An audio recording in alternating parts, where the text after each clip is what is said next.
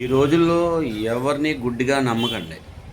మనం పనిచేసే కాడైనా సరే, బయట ఫ్రెండ్స్‌తో అయినా సరే, మనం స్నేహం చేసిన స్నేహితురాలైనా, స్నేహితుడైనా ఎవరైనా సరే, గుడ్డిగా నమ్మొద్దు. గుడ్డిగా మోసపోవద్దు అండి.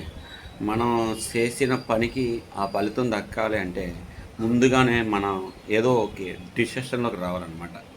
డిసిషన్ అంటే, మనం ఎంతవరకు మొయ్యగలమో అంతవరకు మనం మొయ్యాలి. అతిగా అని మనం మరుపు మారితే మనకి రేపొద్దున్న ఏదన్నా జరిగినా వెనకాలోళ్ళు ఎవరు రారు.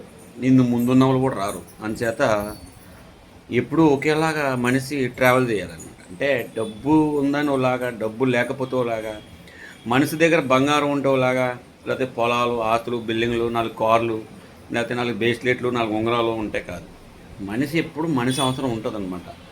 గోడ కట్టాలన్నా తాపి మేస్త్రి కావాలి. ఒక కుర్చీ తయారు చేయాలన్నా వడ్డర మేస్త్రి కావాలి.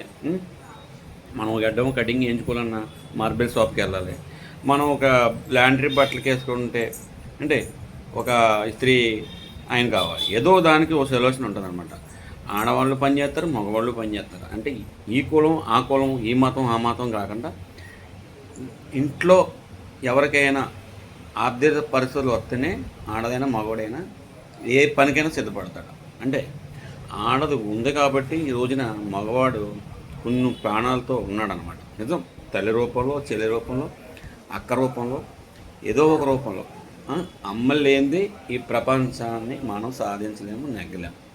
అమ్మ ఉంటేనే మనకి రాజ్యం ఉన్నట్టు, ఈ దేశం ఉన్నట్టు. ఈ భూమి కూడా ఒక ఆడదే కాబట్టి అమ్మ ఉండాలి. ప్రతి మగాడి వెనకాల, ప్రతి ఆడపిల్ల వెనకాల అమ్మ ఉండాలి. అమ్మతో పాటు నాన్న కూడా ఉండాలి. Proud of India. జై కాడందోన, జై నిర్మల, జై పవన్, జై నరేంద్ర మోడీ.